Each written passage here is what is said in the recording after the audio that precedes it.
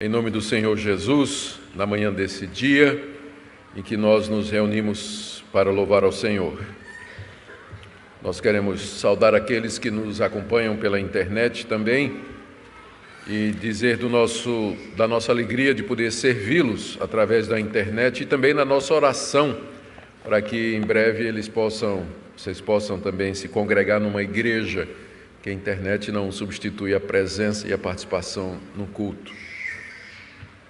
Queridos, nós vamos abrir a Escritura em Romanos capítulo 15 e nós vamos ler do verso 22 ao verso 33.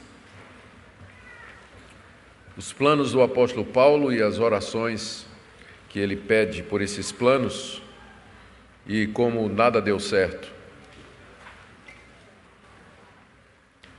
Romanos 15, de 22 a 33. Essa foi a razão porque também muitas vezes me senti impedido de visitar-vos. Mas agora, não tendo já campo de atividade nessas regiões e desejando há muito visitar-vos, penso em fazê-lo quando em viagem para a Espanha, pois espero que de passagem estarei convosco e que para lá seja por vós encaminhado, depois de haver primeiro desfrutado um pouco a vossa companhia. Mas agora estou de partida para Jerusalém, a serviço dos santos, porque aprove a Macedônia e a Acaia levantar uma coleta em benefício dos pobres dentre os santos que vivem em Jerusalém. Isto lhes pareceu bem e mesmo lhes são devedores, porque se os gentios têm sido participantes dos valores espirituais dos judeus, devem também servi-los com bens materiais. Tendo, pois, concluído isso e havendo-lhes consignado esse fruto, passando por vós, irei à Espanha, e bem sei que ao visitar-vos, irei na plenitude da bênção de Cristo. Rogo-vos, pois, irmãos, por nosso Senhor Jesus Cristo e também pelo amor do Espírito, que luteis juntamente comigo nas orações a Deus a meu favor, para que eu me veja livre dos rebeldes que vivem na Judéia e que este meu serviço em Jerusalém seja bem aceito pelos santos, a fim de que, ao visitar-vos pela vontade de Deus, chegue à vossa presença com alegria e possa recrear-me convosco. E o Deus da paz seja com todos vós. Amém. Vamos orar pedindo a iluminação do Espírito Santo, irmãos, para a compreensão da palavra de Deus. Ó Senhor, mais uma vez nos achegamos a Ti, na mediação do Senhor Jesus, para suplicar graça e misericórdia, já demonstrada a nós só no ato de podermos livremente nos congregar nesta manhã. Nós pedimos que o Senhor nos dê espírito de iluminação, sabedoria e entendimento, para que possamos compreender a Tua palavra e de que maneira ela se aplica ao nosso coração. Nós te agradecemos, ó Deus, pelo que já tens feito em nosso meio, bendizemos o Teu nome, suplicamos que aceites os atos desse culto que nós te prestamos, que te agrades de nós em Jesus e que nos renoves a fé, a esperança, a confiança em Ti para essa semana que se inicia hoje. Quero orar pelos doentes, Senhor, pelos enfermos, pelos que estão em dúvida. Oro pelos jovens da igreja em busca da sua vocação, do caminho na vida. Oramos pelos que estão sós, estão oprimidos. Nós queremos pedir que Tua palavra nesta manhã seja usada para guiar cada um de nós dentro da Tua vontade. É o que nós te pedimos em nome de Jesus. Amém. Queridos, na mensagem anterior, nós vimos como Paulo fez uma exposição do seu ministério aos crentes de Roma. E a bem daqueles que não têm acompanhado essa série em Romanos, que tem sido pregada na maior parte durante a noite, nós lembramos que estamos no final da carta, onde Paulo, depois de ter exposto as grandes doutrinas da graça à igreja de Roma, ele passa a fazer a aplicação prática dessas doutrinas e agora, mais ao final, ele expõe os planos que ele tem com relação a Roma e além. Aqui nessa parte, no capítulo 15, ele se sente obrigado a dar uma explicação porque é que ele escreveu uma carta para uma igreja que ele não fundou e da qual ele não era pastor e de quem não era conhecido completamente, embora havia pessoas lá que privavam da amizade de Paulo. É só ler o capítulo 16 e nós veremos isso. Ele diz, então, à guisa de explicação, para não parecer que está sendo atrevido, metendo o nariz onde não devia, que ele foi chamado por Deus para ser apóstolo dos gentios, e que os romanos eram gentios, e que, portanto, estavam debaixo da sua jurisdição. Ele via esse chamado de Deus para pregar o evangelho às nações como um encargo sagrado, a ponto de que, quando ele descreve esse ministério, no início do capítulo 15, meados do capítulo 15, aliás, ele descreve usando uma linguagem que era própria dos sacerdotes do Antigo Testamento. Ele fala que ele é um liturgos de Cristo Jesus, ele fala que o que ele está fazendo é a mesma coisa que um sacerdote faz. Ele diz que os seus convertidos entre os gentios são como uma oferta que ele vai trazer para Deus. Então, esse é o motivo pelo qual Paulo se atreve a escrever essa carta e fazer planos, inclusive, para estar com a igreja de Roma, tendo como objetivo final de lá pregar o evangelho na Espanha. Isso é o que nós vimos até agora. Agora, aqui na passagem que nós acabamos de ler, Paulo dá detalhes do que é que ele tem em mente exatamente. E podemos dividir em 3 regiões, não é? Quatro. Primeiro, ele está em Corinto. Segundo, ele está de saída para Jerusalém, quando ele escreve essa carta. Terceiro, de Jerusalém ele pensa em ir a Roma. E quarto, de Roma ele pensa em ir para a Espanha e lá pregar o evangelho. E estes são os planos que ele tem, que ele coloca aqui. E no final ele pede que os crentes de Roma orem com ele. Na verdade, ele pede que se juntem a ele em oração para que esses planos possam acontecer exatamente como Paulo desejava. Então, essa manhã eu queria ver com vocês essas 2 partes da passagem. A primeira, os planos de Paulo, do verso 22 ao verso 29. Depois, as orações que Paulo pede para que tudo isso dê certo, do verso 30 ao verso 33. E uma terceira parte que não está no texto, mas que é a conclusão, como nada disso aconteceu do jeito que Paulo queria.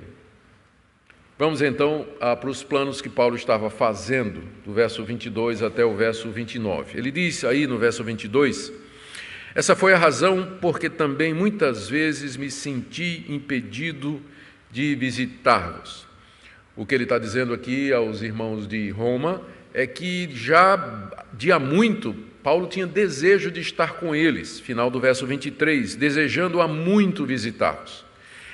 Paulo, de longa data, tinha desejos, planos de fazer uma viagem à capital do Império, conhecer a igreja de Roma, que já se destacava pelo seu tamanho, pela sua influência, passar um tempo com eles, ministrar a eles como apóstolo dos gentios. Todavia, até agora, Paulo diz, ele tinha sido impedido. E ele diz, por essa razão. E, portanto, esse verso 22 aponta para trás, onde nós encontramos a razão pela qual Paulo não tinha podido ainda pregar o evangelho lá em Roma. A razão é que ele estava pregando o evangelho na região que vai de Jerusalém e circunvizinhanças até a região do Ilírico, que nós vimos na mensagem anterior, que incluía toda a Grécia, a Ásia Menor, a Caia, a Macedônia, todas as 5 grandes províncias do Império Romano e suas respectivas capitais. Durante 12 a 15 anos, Paulo evangelizou aquela região, plantando igrejas em cidades estratégicas, fazendo discípulos que plantaram igreja também. Então, ao mesmo tempo que ele queria ir para Roma, o trabalho de pregar o evangelho naquela região o impedia. Mas agora ele diz, no verso 23, eu não tenho mais campo de atividade nessa região. Ele olha para trás, depois de 15 anos de atividade, e diz, eu não tenho mais campo de trabalho. Agora, para um pastor dizer isso, não é? Nós temos que qualificar. O que ele quer dizer é que ele pregou o evangelho e plantou igrejas em locais estratégicos de toda aquela região enorme, de maneira que não havia mais campo para fazer o que ele fora chamado para fazer. Paulo havia sido chamado para anunciar a Cristo entre as nações em locais onde Cristo não era conhecido. Agora não era mais o caso, porque toda aquela região já tinha ouvido a palavra de Deus, através de Paulo ou dos discípulos de Paulo. Então agora Paulo acha que chegou o momento de ir a Roma, como ele diz aqui no verso 23, eu não tenho mais campo e há muito tempo eu desejo visitar vocês. Aparecia essa oportunidade. E agora ele tinha colocado o seu coração numa região que ficava na Itália, além da Itália, que era a região da Espanha. Ali Cristo não havia sido anunciado, ali estavam os gentios, e portanto era para lá que Paulo queria ir. Então ele junta as duas coisas, terminou o trabalho naquela região, ele deseja ir pregar o evangelho na Espanha, onde Cristo não é conhecido, então ele vai fazer isso passando por Roma e finalmente conhecendo os irmãos de Roma que ele tanto desejava, não é? Ele agora, é esse o plano dele. O que Paulo deseja está no verso 24. Ele diz: eu penso em fazer essa visita quando em viagem para a Espanha, pois espero que de passagem estarei convosco e que para lá seja por vós encaminhado, depois de haver primeiro desfrutado um pouco da vossa companhia.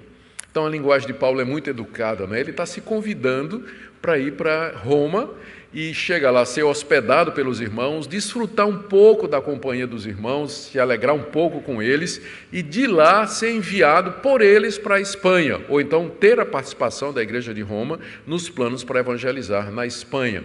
Esses planos, é claro, incluíam sustento financeiro e apoio espiritual, orações, quem sabe até companheirismo. Paulo costumava viajar com companheiros de viagem, muitos deles bem conhecidos, como Timóteo, Silas ou Silvano ou Barnabé. Então, era isso que Paulo tinha em mente. Mas, antes disso, ele precisava terminar uma tarefa. Ele estava no meio de uma tarefa que ele nos diz aí no verso 25. Mas agora estou de partida para Jerusalém a serviço dos santos. Os santos aqui são os crentes. Lembrando que toda vez que a Bíblia se refere aos crentes, aos que creem em Jesus como santos, isso não tem uma conotação ética, no sentido de que eles são moralmente perfeitos, como a gente usa a palavra hoje, fulano é santo, né? Quer dizer, ele não tem defeito, completamente sem pecado. Não é nesse sentido que a Bíblia usa o termo. Ao se referir aos crentes como santos, a palavra santo quer dizer aquele que é separado. Apenas indica que nós, pela graça de Deus, somos separados do mundo para pertencermos a Deus e continuamos pecadores, e há todo um processo sendo feito nos santos para que no final eles sejam completamente aperfeiçoados. Mas o plano de Paulo era ir a Jerusalém, ele estava de saída para Jerusalém, levando uma oferta, diz ele no verso 26, aprove a Macedônia e a Caia levantar uma coleta em benefício dos pobres dentre os santos que vivem em Jerusalém. O que é que tinha acontecido? Durante essa época, aconteceu uma grande fome em vários lugares do Império Romano. Fome, inclusive, que foi profetizada pelo profeta Ágabo e que nós encontramos no livro de Atos e que se diz, inclusive, que aconteceu durante o tempo do imperador Cláudio, que foi, inclusive, o imperador que expulsou muitos judeus de Roma e com eles os cristãos também. A igreja de Jerusalém era uma igreja grande, foi a primeira igreja a ser fundada no período cristão, depois de Pentecostes, mas era uma igreja de recursos, mas que rapidamente viu seus recursos irem embora, porque, se você ler no livro de Atos, logo no início, a primeira leva de convertidos foram 3.000 convertidos. A maior parte deles não morava em Jerusalém, eram peregrinos. E ficaram em Jerusalém e tinham que viver às custas da igreja enquanto não arrumava trabalho. Por isso Barnabé vendeu um prédio e uma propriedade e deu para ajudar os pobres. Por isso que tinha uma distribuição de cesta básica para as viúvas.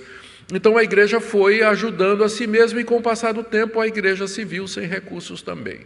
E agora era a vez dela receber ajuda depois de ter ajudado tanta gente. Interessante aqui é que a iniciativa de mandar uma oferta para ajudar os crentes pobres da Judéia que estavam passando dificuldade nesse período de fome não foi de Paulo. Mas a iniciativa, diz Paulo aqui, foi das igrejas da província da Macedônia e de Acaia. As duas mais conhecidas são a igreja de Tessalônica e a igreja de Filipos, que são dessa região aqui. Foram essas duas igrejas que tomaram a iniciativa. Igrejas pobres, igrejas sem muita condição financeira. Paulo fala delas na segunda carta aos Coríntios, de 8 a 10, o pastor Cláudio tem exposto essa passagem aqui na igreja. Igrejas que voluntariamente, com amor, acima das suas possibilidades, resolveram ofertar para ajudar os crentes pobres de Jerusalém. E Paulo era a pessoa encarregada de organizar o levantamento dessa oferta, de levar essa oferta até Jerusalém, na companhia de alguns irmãos, e ter certeza de que a oferta, então, tivesse o fim desejado. Ele menciona aqui no verso 27 que o que levou esses irmãos não-judeus de Filipos e Tessalônica a fazer isso são duas coisas. Primeiro, isso lhes pareceu bem, ou seja, foi uma coisa que eles acharam que era um dever cristão ajudar os irmãos pobres. E segundo, porque se achavam devedores. E a lógica de Paulo é o seguinte: se os gentios são participantes dos valores espirituais dos judeus, porque o evangelho começa com os judeus, o Messias é judeu, a escritura, a Bíblia é judaica, as promessas foram feitas a um judeu, o culto foi dado à nação judaica e nós estamos nos beneficiando disso. Se nós, gentios, somos beneficiados pelos valores espirituais dos judeus, esse é o raciocínio de Paulo, faz sentido que os judeus sejam abençoados financeiramente pelas igrejas que foram alcançadas pelo evangelho que procedeu deles. Então foi assim que as igrejas da Macedônia e da Acaia se sentiram. Somos devedores. Por causa deles, nós conhecemos a Jesus e temos o maior de todos os tesouros. Não custa nada nós investirmos, nós nos esforçarmos e sacrificarmos financeiramente, para que eles possam ter alívio no meio dessa dificuldade que eles estão passando. Paulo estava no meio dessa tarefa quando ele escreve essa carta. Então é por isso que ele diz que eu não vou agora para Roma. Agora chegou a hora de ir, mas só um pouquinho, ainda vou resolver esse assunto. Estou indo para Jerusalém e de Jerusalém, então, eu vou passar um tempo com vocês e de lá eu vou para a Espanha. Depois de terminar os planos, vocês viram quais são os planos de Paulo, né? Ele está Corinto, Jerusalém, Roma, Espanha. Depois que ele termina de dizer quais são os planos dele, ele pede orações. As orações estão aí. O pedido está aí do verso 30 ao verso 33. Apesar da confiança que Paulo demonstra aqui, você percebe que ele diz assim: eu vou fazer isso, depois vou fazer isso, vou ficar com vocês, depois vou para a Espanha e tal. Então Paulo está confiante, não é, de que as coisas serão exatamente assim. Então, apesar da confiança, ele sabe que, além de planejar, nós temos que orar. Fazer planos está correto, devemos fazer planos. Paulo fez planos. E fazer planos faz parte da ordem que Deus nos deu de dominarmos a terra, de sermos senhores e mordomos dos bens que Ele nos deu, e nós não podemos fazer isso no caos, e na desordem, na confusão e na bagunça. Nós temos que ter um alvo, nós temos que ter objetivos, temos que ter projetos. Eu não vou usar a palavra sonhos, porque ela é muito comprometida, né, por um viés evangélico. Pessoas, você tem que sonhar os sonhos de Deus, né? Deus tem sonhos para você. Vou nem entrar nisso aqui hoje. Então vamos dizer assim, vamos falar de planos, né? Que parece uma coisa mais pé no chão. A gente tem que ter planos, a gente tem que ter propósito, tem que ter objetivo. E Paulo tinha tudo isso. E não é errado o crente fazer isso. Só que o crente tem que lembrar que ele não é só planejar. Ele planeja e ele ora. Ele pede que Deus o abençoe, como Paulo faz em seguida. Verso 30, rogo-vos, pois, irmãos, o pois aí, então, ele está dando a razão pela qual ele pede as orações, e a razão é essa, né? Todo esse planejamento. Rogo-vos, pois, irmãos, por nosso Senhor Jesus Cristo e também pelo amor do Espírito, que luteis juntamente comigo nas orações a Deus a meu favor. O que é que ele pede? Essa oração, note, é mais do que um pedido. O que ele está fazendo é um rogo. O rogo é um apelo profundo, né, que vem do fundo do coração. Ele diz assim, eu quase que estou... É como se ele estivesse de joelhos dizendo, irmãos, eu suplico por tudo que é mais precioso. E duas coisas ele coloca aqui. Primeiro, pelo nome do Senhor Jesus Cristo, e segundo, pelo amor que o Espírito Santo derrama nos nossos corações. Quando ele diz, por amor do nosso Senhor Jesus Cristo, ele está lembrando de que tanto os romanos como ele, Paulo, tinham o mesmo Senhor. Então essa linguagem de Paulo aproxima os romanos dele. E segundo, quando ele fala do amor do Espírito, é o amor que ele já se referiu lá em Romanos capítulo 5, quando ele diz que o amor de Deus é derramado em nosso coração pelo Espírito Santo que nos foi dado. E o mesmo amor que é derramado no coração de Paulo é derramado no coração dos romanos, e então isso nos une em amor, temos o mesmo Senhor, então nada mais justo então de que nós lutemos as mesmas batalhas, que é o que ele pede aqui no final do verso 30. Eu rogo que vocês lutem juntamente comigo nas orações a Deus a meu favor. Paulo via a oração como uma luta, e de fato é uma luta. É uma luta que envolve disciplina, que envolve perseverança, que envolve paciência, que envolve preparação, que envolve argumentação. Orar não é uma coisa fácil, nem é uma coisa natural, porque é um processo extremamente complexo que envolve a minha participação como pecador, que não conheço todas as coisas, completamente dependente de Deus, a mediação do meu Senhor e Salvador Jesus Cristo, a intercessão do Espírito Santo em meu favor e a soberana vontade do Deus a quem essas orações são dirigidas. Então, não é algo tão simples. Se fosse simples, Jesus não teria ensinado seus discípulos a orar, não teria contado várias parábolas sobre como a oração deveria ser feita e uma série de outras instruções a respeito de oração. É uma luta e Paulo não quer lutar sozinho. A gente luta melhor em bando. Então Paulo diz, se juntem a mim nas minhas orações, nas lutas de oração a meu favor. E Paulo pede 3 coisas. Primeira, verso 31, para que eu me veja livre dos rebeldes que vivem na Judéia. Paulo está indo para Jerusalém quando ele escreve essa carta e faz esse pedido. Ele sabe que quando chegar em Jerusalém, ele vai encontrar um ambiente hostil. Mesmo que ele esteja levando uma oferta, mas ele está levando uma oferta para os judeus crentes. A maior parte de Jerusalém não era crente. Jerusalém era a cidade mais dura e incrédula daquela região. Foi lá que o nosso Senhor Jesus foi rejeitado e foi morto e foi sepultado. Então ele está indo para uma cidade onde ele sabe que existe a possibilidade de que ele não vai ser bem recebido. E quando ele se refere aos rebeldes que vivem na Judéia, ele se refere aos judeus incrédulos que vêm perseguindo o trabalho de Paulo durante todo aquele tempo que ele passou entre Jerusalém e o Ilírico pregando o Evangelho. Onde Paulo ia pregando o Evangelho, esses judeus rebeldes vinham atrás, desfazendo o trabalho de Paulo, perseguindo Paulo, lançando calúnias contra Paulo, fazendo acusações, quando não prendendo ou apedrejando, expulsando da cidade. Paulo sabe que vai encontrar essa turma em Jerusalém. Então, primeira oração, primeiro pedido, orem para que eu me veja livre dos rebeldes que vivem na Judéia. Não é errado a gente pedir para Deus nos livrar dos nossos inimigos, não é? A gente aprende aqui. Se Paulo pediu, nós podemos pedir também. Deus me livra dos rebeldes que moram... Aonde, pastor? Aí você escolhe, né? Mas agora note que esse pedido é um pedido totalmente cristão, não é? Não diz assim, Senhor, me livra do vizinho, né? Que fica ouvindo o funk paulista até 12 horas da noite, né?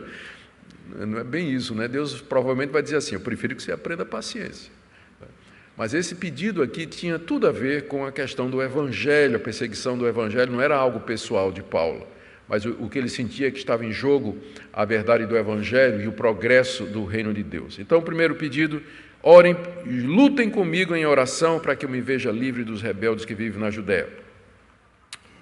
Segundo pedido, que esse meu serviço em Jerusalém seja bem aceito pelos santos. Havia, como nós já vimos no capítulo 14 especialmente, havia uma estranheza entre os judeus cristãos e os não-judeus cristãos, e que estava relacionado com um convívio. Muitos judeus que tinham se tornado cristãos eram contra que o evangelho fosse pregado aos gentios e contra que gentios se tornassem cristãos e entrassem na igreja. Porque tinham costumes diferentes, os judeus ainda não comiam determinadas comidas, seguiam a dieta de levíticos, guardavam o calendário judaico, circuncidavam os filhos, e os gentios não faziam nada disso. Então, era uma dificuldade a convivência no primeiro século entre judeus e gentios que haviam se tornado cristãos. Então, Paulo espera que aquela oferta que ele está levando a Jerusalém para os judeus convertidos, oferta que foi levantada pelos não-judeus convertidos, seja uma espécie de, eu vou usar uma expressão que não é melhor, cachimbo da paz, não é bom não, seja uma prova de amor, não é? Seja alguma coisa para quebrar o gelo, ver se aproximava os gentios dos judeus. Então Paulo tinha muita expectativa de que aquela oferta era mais do que para ajudar os cristãos pobres da Judéia, mas era um símbolo do amor e da união que deveria haver entre judeus e não judeus em Cristo Jesus. Por isso que ele ora, é o segundo pedido dele: eu peço que esse meu serviço em Jerusalém, que era a entrega daquela oferta, seja bem aceito pelos santos que são os judeus cristãos de Jerusalém. O segundo pedido. Terceiro pedido: peço também que ao visitar-vos, a fim de que, ao visitar vocês, terminado Jerusalém, vou para Roma, pela vontade de Deus, chegue à vossa presença com alegria e possa recriar-me convosco. O terceiro pedido de Paulo é que os romanos orassem juntamente com ele, para que depois de terminado aquele ministério lá, a ministração lá em Jerusalém, Paulo pudesse então viajar a Roma e chegar lá e se alegrar com os irmãos e passar um bom tempo lá com eles. E aí ele termina agora orando pelos romanos, no verso 33, e o Deus da paz seja com todos vós, ou seja, o Deus que concede a paz, que é o autor e a fonte da paz, que ele encha o coração de vocês dessa paz. Muito bem, meus irmãos, eu queria agora ver com vocês, meu terceiro ponto nessa manhã, é que Deus não atendeu a oração de Paulo, não exatamente como Paulo queria. Primeiro, ele não ficou livre dos rebeldes da Judéia. Se você ler no livro de Atos, a partir do capítulo 21, quando Paulo chega na Judéia, ele é instruído pelos judeus cristãos que estão lá, especialmente por Tiago, a fazer um voto para mostrar que ele continuava sendo judeu. Havia uma desconfiança, porque Paulo, o ministério dele era entre os gentios. Quão gentil Paulo se tornou? Gentil aqui é gentil com O, não é com L não, né? Quão gentil, quão pagão Paulo se tornou. Então, para provar que você continua sendo judeu, Paulo, você vai fazer um voto e durante 7 dias você vai no templo se purificar, vai pagar a oferta juntamente com esses irmãos aqui. E Paulo atendeu, só que no dia que ele foi para o templo, quem ele encontra lá? Os rebeldes da Judéia. A turminha que conhecia ele da Ásia, especificamente o livro de Atos diz, os judeus da Ásia reconheceram Paulo. E aí pegaram Paulo. E queriam matar Paulo, acusando Paulo de estar entrando no templo juntamente com um gentil, parece que ele estava acompanhado de Trófimo, que era grego, e houve uma grande confusão em Jerusalém, chama a guarda, há um tumulto e a duras penas a guarda consegue livrar Paulo da mão dos judeus, porque os judeus queriam matá-lo, porque o conheciam como inimigo nacional. Então, Paulo não ficou livre dos rebeldes da Judéia. De lá, de Jerusalém, ele vai para Cesareia, onde ele fica preso 2 anos, e de lá ele vai para Roma, onde ele fica preso 2 anos. Então, aquela oração para que eu seja livre dos rebeldes da Judéia não foi atendida por Deus. Aparentemente, o seu segundo pedido também não foi. Ele diz que essa minha oferta seja bem recebida pelos santos. Eu digo isso porque no livro de Atos diz que quando ele se apresenta à liderança da igreja de Jerusalém, a liderança diz, olha, todo mundo aqui fala mal de você. A sua reputação aqui é muito ruim. O pessoal pensa que você fala contra a lei, você fala contra o templo, você fala contra Moisés. Então, para provar que você não é nada disso, faz um voto. Ora que Paulo já sabia que esses votos, essas leis, já havia tudo passado em Cristo. Mas como ele era judeu, Paulo atendeu. E foi exatamente essa desconfiança da liderança da igreja de Jerusalém que acabou acarretando a ida de Paulo ao templo e lá a prisão dele, porque ele foi reconhecido em público pelos seus inimigos. Terceiro pedido de Paulo, que eu possa ir para Roma e chegar aí e me alegrar, não foi exatamente atendido como ele queria, porque ele chegou lá como prisioneiro. 4 anos depois, ele pensava que ia ser uma coisa rápida, né? Vou ali em Jerusalém, entrego essa oferta, vou pegar o primeiro navio para Roma. Nada.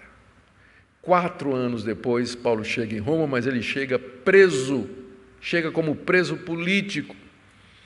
E depois de ter passado 2 anos na fortaleza de Cesareia, que era uma cidade militar, depois de ter passado um naufrágio no mar Mediterrâneo, no mar Egeu, aliás, e tendo ido parar nas costas da ilha de Malta, Paulo chega lá prisioneiro. Ele não pôde ministrar na igreja de Roma como ele queria, embora ele tenha ficado numa casa que ele tinha alugado, acorrentado a um soldado da guarda pretoriana, que era da guarda pessoal de César, porque ele era um preso político. Ele havia apelado para César para não ser morto lá em Jerusalém.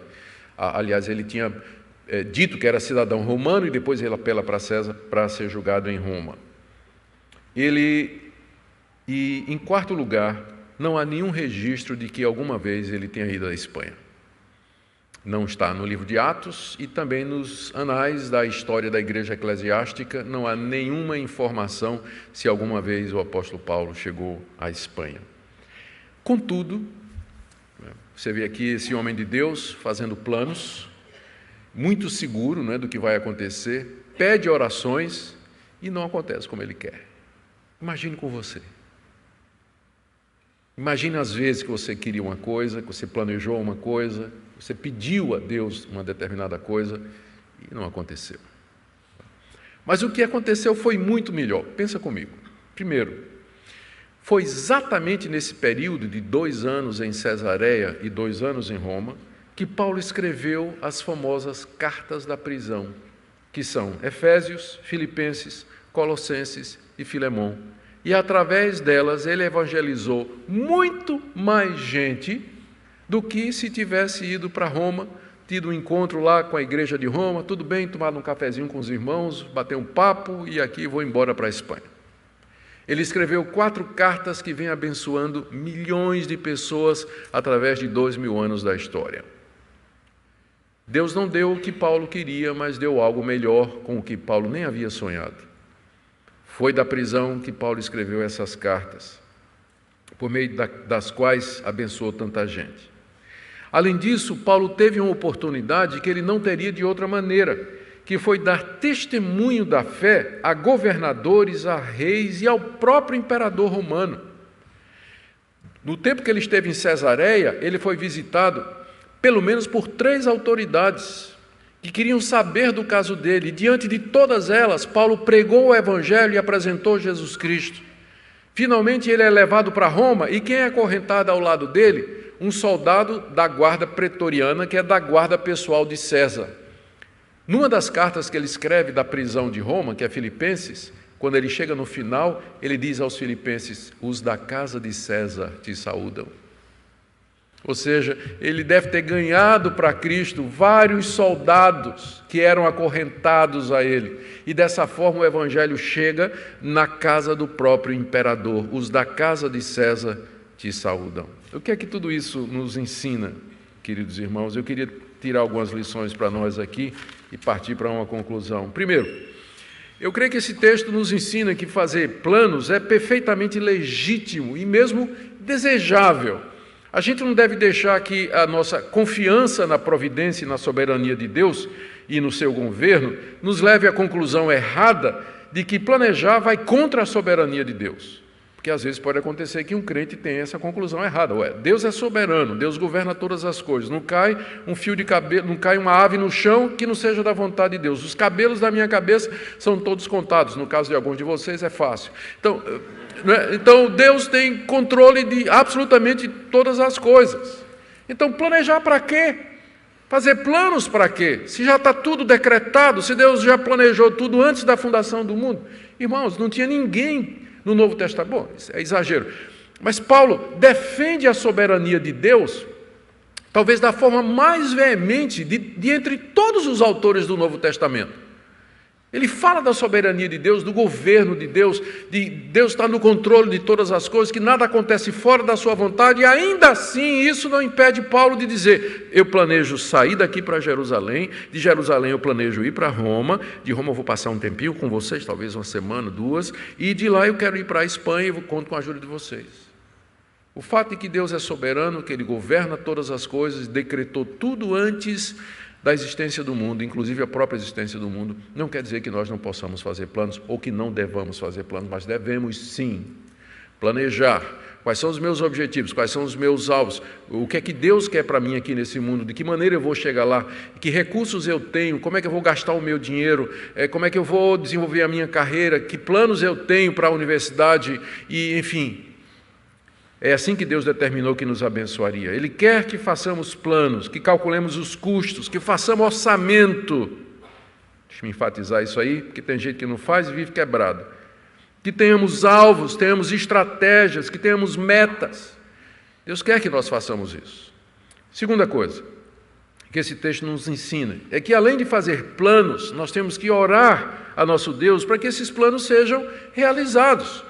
Paulo não apenas planejou, mas ele pede orações, porque ele sabia que, em última análise, é Deus que faria a sua vontade. Veja como no verso 32 ele diz: a fim de que, ao visitar-vos pela vontade de Deus.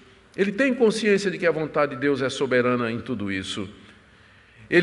Nós temos que orar confiados que Deus sabe melhor do que nós o que realmente precisamos e a melhor maneira das coisas acontecerem para a sua glória. Devemos orar submissos ao seu querer, como Paulo diz aqui, pela vontade de Deus. Paulo está consciente disso.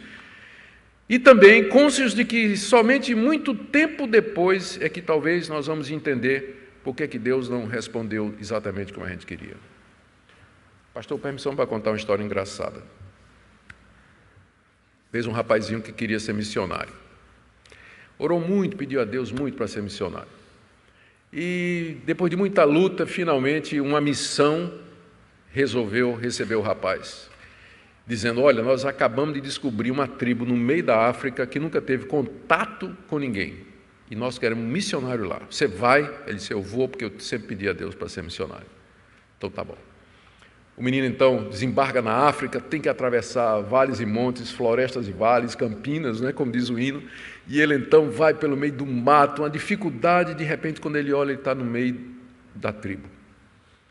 E aí que ele presta atenção, é uma tribo de canibais, comedor de carne humana. O rapaz se vira para fugir, é tarde, o pessoal pega. Próxima cena, rapaz amarrado num poste, no meio da tribo, da aldeia, na frente dele um caldeirão com água fervendo e o cozinheiro descascando verdura e olhando para ele.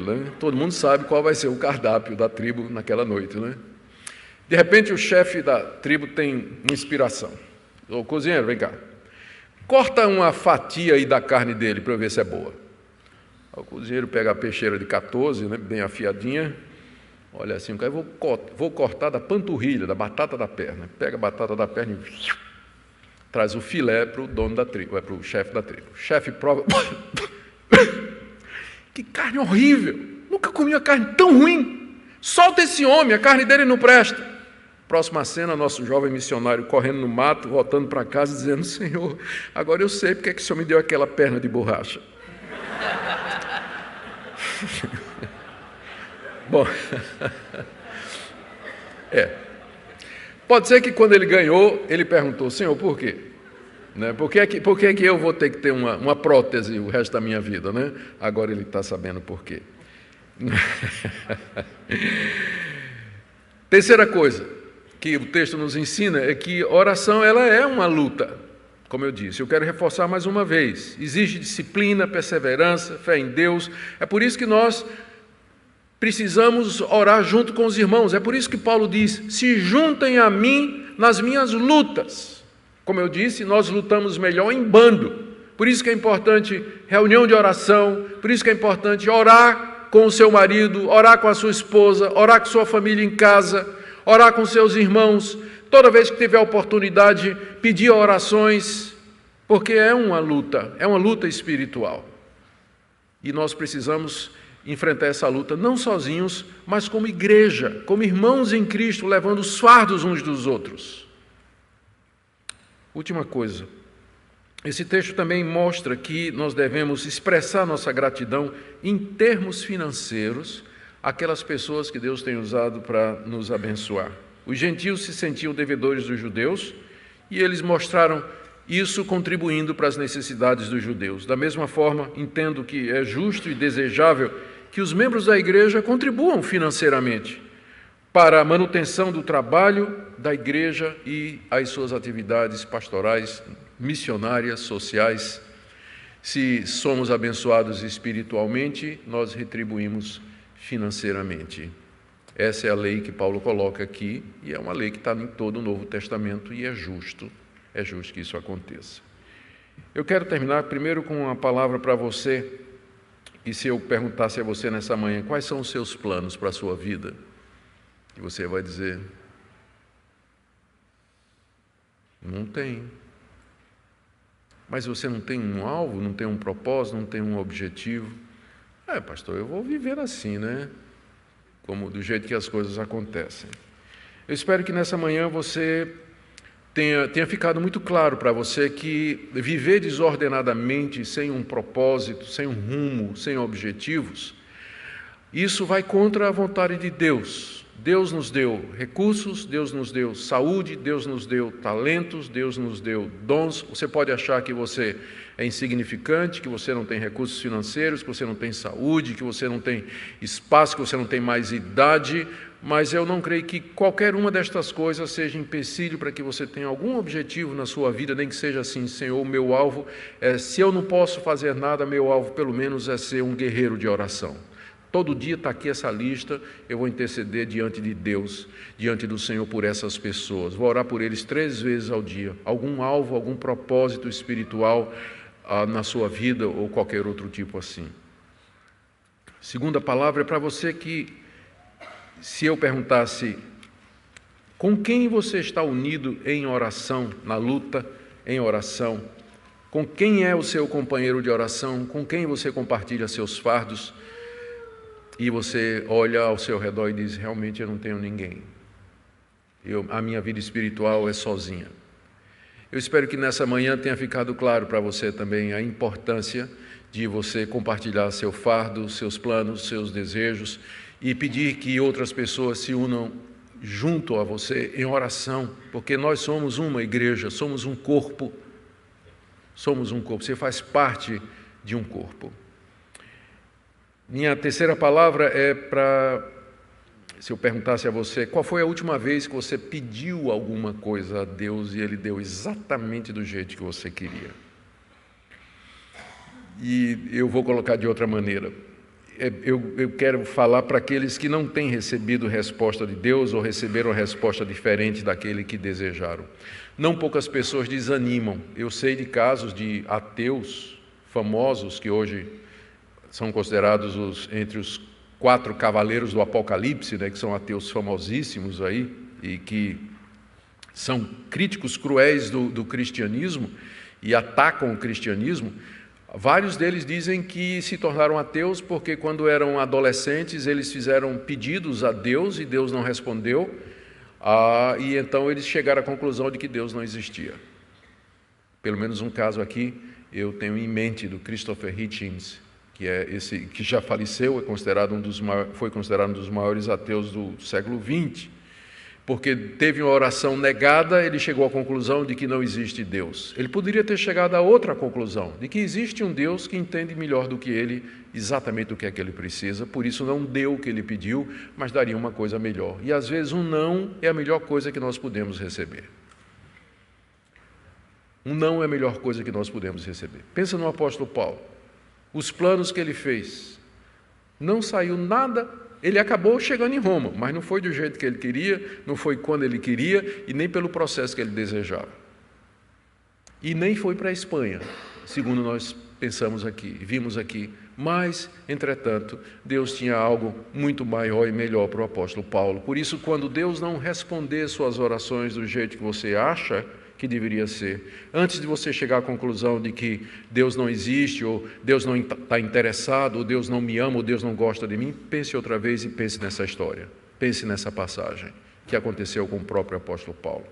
Não é que Deus não lhe ama, não é que Ele não lhe atende, não é que Ele não cuida de você, é que Ele sabe melhor do que você o que você precisa. E às vezes o que você precisa é um não, ou talvez espera um pouco, mais tarde, em outra ocasião, de outra maneira. Que Deus nessa manhã aplique essa palavra aos nossos corações, que sejamos uma igreja que ora, uma igreja que depende de Deus, uma igreja que planeja, uma igreja que é unida em oração uns com os outros, levando os fardos uns dos outros e, acima de tudo, conscientes de que o nosso Deus reina e que Ele é soberano e que, em última análise, a vontade dEle é a minha, é o que eu desejo no final. Amém? Vamos orar. Fiquemos em pé para a oração e depois a bênção apostólica.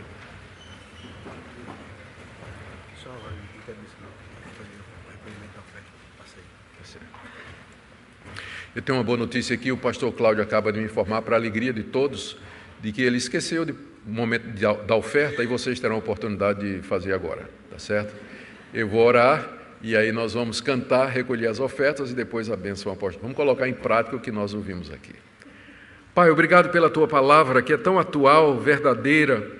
Te damos graças porque, embora o Senhor tenha inspirado homens como Paulo para escrever infalivelmente a Tua palavra, eles nas lides diárias da vida eram como nós, sujeitos às mesmas paixões, sujeitos às mesmas tentações.